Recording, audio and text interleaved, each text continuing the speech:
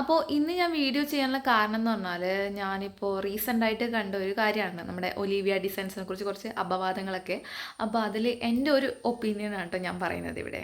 നിങ്ങളെല്ലാവരും കണ്ട പോലെ തന്നെ ഒരു ഇൻസ്റ്റഗ്രാം ഇൻഫ്ലുവൻസറുടെ ഒരു വീഡിയോ ഞാനും കണ്ടിട്ടുണ്ടായി. അതിൽ പ്രത്യേകിച്ചൊന്നും പറയില്ല, നിങ്ങളുടെ അഭിപ്രായം എന്താണ് ആ ഒരു ഷോപ്പിനെ പറ്റിയെന്നാണ് ആ കുട്ടി ചോദിച്ചേക്കുന്നത്.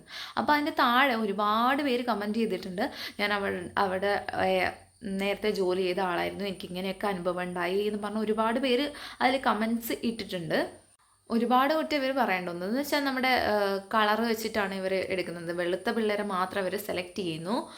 പിന്നെന്താ, പിന്നെ ഭയങ്കര സാലറിയാണ്, ഫ്രീ ആണ്, ഫുഡ് ഫ്രീ ആണ്, താമസം ഫ്രീ ആണെന്നൊക്കെ പറയുന്നത്. പക്ഷേ ശരിക്കും അങ്ങനെ ഒന്നും അല്ല എന്നൊക്കെ അവർ പറയുന്നത്. നമ്മൾ ആദ്യത്തെ കാര്യം എന്ന് പറഞ്ഞാൽ നമ്മൾ അവിടെ സെലക്ട് ചെയ്യുന്ന ആൾക്കാർ കളറിൻ്റെ ബേസിലാണ് അവരെടുക്കുന്നതെന്ന് പറഞ്ഞു. കളറും നല്ല ഹൈറ്റും പിന്നെ മതവും നോക്കുന്നുണ്ട് കേട്ടോ.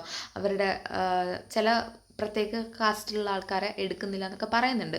പക്ഷെ അതെന്നൊക്കെ പറഞ്ഞാൽ അവരുടെ പേഴ്സണൽ ചോയ്സ് അല്ലേ. ഈ ഒരു കാലഘട്ടത്തിൽ ഈ കളറ് അതുപോലെ തന്നെ കാസ്റ്റിലൊക്കെ വേർതിരിവ് കാണിക്കുന്നത് വളരെ മോശമാണെന്ന് അറിയാം. പക്ഷെ എന്നാലും ഇതൊരു ഇവരുടെ ആയിട്ടുള്ള ഒരു സ്ഥാപനത്തിൽ അവരുടെ ഇഷ്ടത്തിനല്ലേ അവർ ഓരോരുത്തരെ ഹയർ ചെയ്യുന്നത് അല്ലേ. അത് നമുക്ക് കുറ്റം പറയാൻ പറ്റില്ലല്ലോ.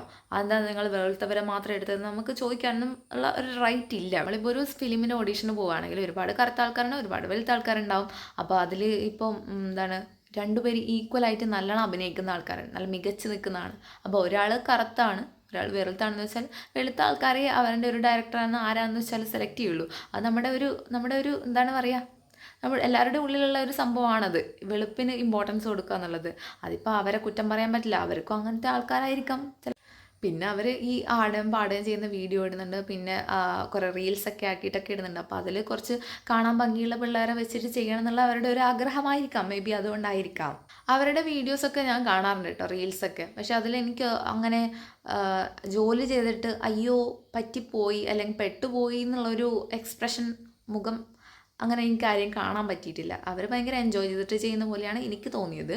ജോലി ചെയ്യാൻ നിർബന്ധിക്കുന്നു എന്ന കമൻറ്റൊന്നും ഞാൻ എവിടെയും കണ്ടിട്ടില്ല. കാരണം നിങ്ങൾക്ക് വേണ്ടെങ്കിൽ പോവാം ഉള്ള അങ്ങനത്തെ ഒരു നിലപാടല്ലേ അവരുടേത്. എന്ന് വെച്ചാൽ നിങ്ങൾക്ക് താല്പര്യമില്ല, ഇവിടുത്തെ ഒരു റൂൾസ് ആൻഡ് റെഗുലേഷൻസ് നിങ്ങൾക്ക് പാലിക്കാൻ പറ്റിയിട്ടില്ലെങ്കിൽ നിങ്ങൾക്ക് പോകാമെന്നാണ് അവർ ഉദ്ദേശിക്കുന്നത്.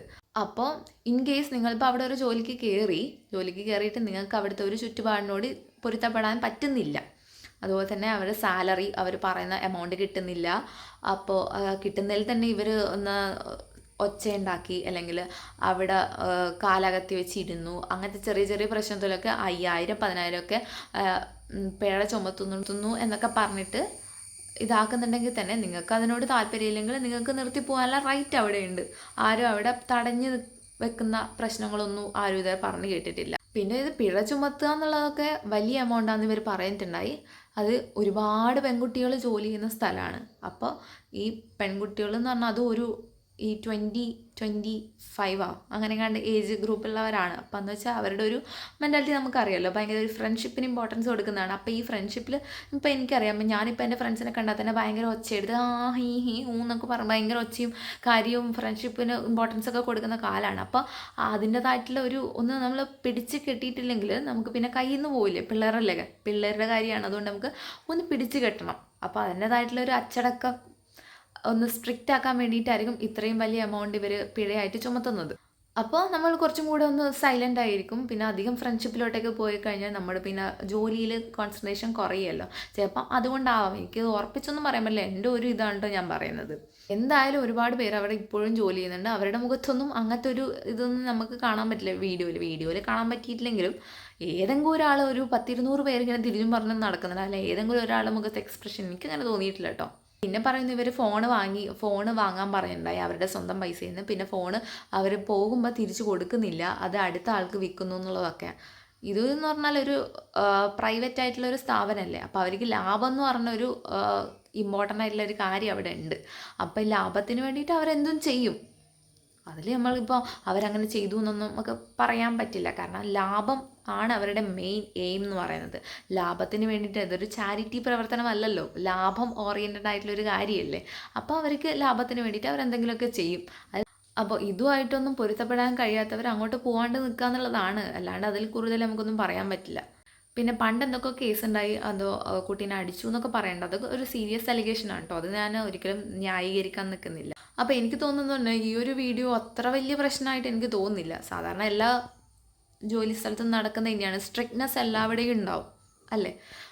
ഒരു കമ്പനി അല്ലെ, ഒരു ഷോപ്പ് നല്ല രീതിയിൽ പോകണമെങ്കിൽ അവിടുത്തെ ആൾക്കാരൊക്കെ നമ്മൾ ഫ്രണ്ട്ലി ആയി കണ്ട് ഭയങ്കരമായിട്ട് ഫ്രീഡം കൊടുത്തു കഴിഞ്ഞാൽ ആ ഒരു സ്ഥാപനം അത്ര നല്ല രീതിയിൽ പോകുമെന്ന് എനിക്ക് തോന്നുന്നില്ല. ഒരുപാട് പേര് ആ വീഡിയോൻ്റെ താഴെ കുറ്റം പറയുന്നുണ്ടായി. പക്ഷേ അവർക്ക് വേണ്ടായിരിക്കും, എന്നാലും വേണ്ടവർ ഉണ്ടാവുമല്ലോ.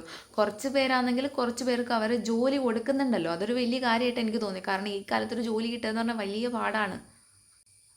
പിന്നെ അവിടെ ജോലിക്ക് കയറിയവർ അത്ര വലിയ പ്രശ്നമാണെങ്കിൽ അവർ തിരിച്ചു പോവുമല്ലോ, അങ്ങനെ പോയിക്കോട്ടെ.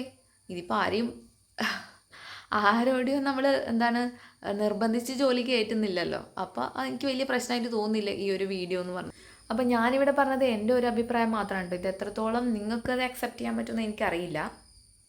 അപ്പോൾ എനിവേ നെക്സ്റ്റ് വീഡിയോ ആയിട്ട് കാണാം. ബൈ.